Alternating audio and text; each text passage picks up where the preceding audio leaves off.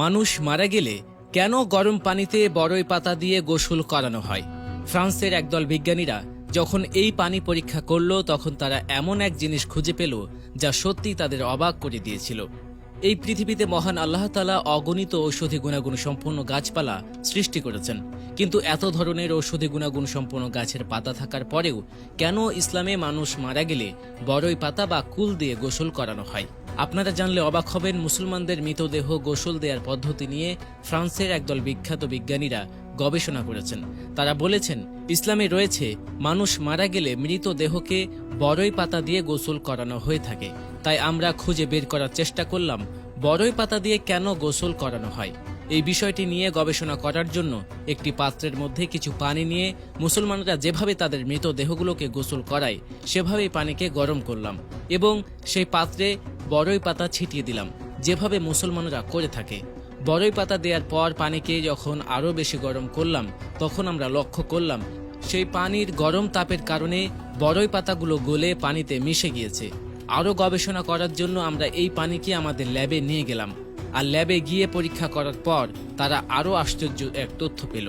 সেই তথ্য পাওয়ার পরে ফ্রান্সের ওই গবেষক দল হতবাক হয়ে গেল। তখন সাংবাদিকরা তাদেরকে প্রশ্ন করল যে আপনারা কি তথ্য পেয়েছেন বড়ই পাতার পানির মধ্যে, যার কারণে আপনারা হতবাক হয়ে গিয়েছেন? তখন তারা বলল যে আমরা সেই পানির মধ্যে পেলাম 4 থেকে 10 মিনিট গরম করার কারণে ওই পানি আর সাধারণ পানি নেই, সেটি তখন একদম ফ্রেশ ন্যাচারাল অ্যান্টিসেপটিক উপাদান হয়ে গিয়েছে। সুবহানাল্লাহ! এমনকি আমরা যদি বাজার থেকে অনেক দামি অ্যান্টিসেপটিক এনে পানির সাথে যুক্ত করি তাও এটা ফ্রেশ এবং ন্যাচারাল অ্যান্টিসেপটিক ওয়াটার পাওয়া যাবে না। এটা 100% শিওর ন্যাচারাল অ্যান্টিসেপটিক পানির মতো হয়ে গিয়েছে। আর এর মাধ্যমে মুসলমানরা এটাই প্রমাণ করতে পেরেছে যখন কোনো মানুষ এই পৃথিবী থেকে বিদায় নিয়ে চলে যাবে তখন মরার সময় অধিকাংশ মানুষ প্রস্রাব পায়খানা করে দেয়, অর্থাৎ নাপাক অবস্থায় মারা যায়। তাই যখন সাধারণ পানি দিয়ে গোসল করানো হয় তখন তার দেহটা পবিত্র নাও হতে পারে, অর্থাৎ তার দেহ নাপাকি থেকে যেতে পারে।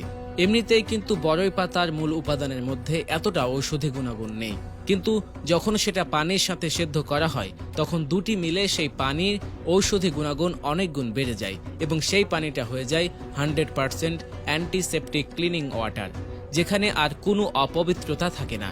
এবং সেই পানি দিয়ে ধৌত করার পর সেই লাশটা 100% জীবাণুমুক্ত হয়ে যায়। সুবহানাল্লাহ!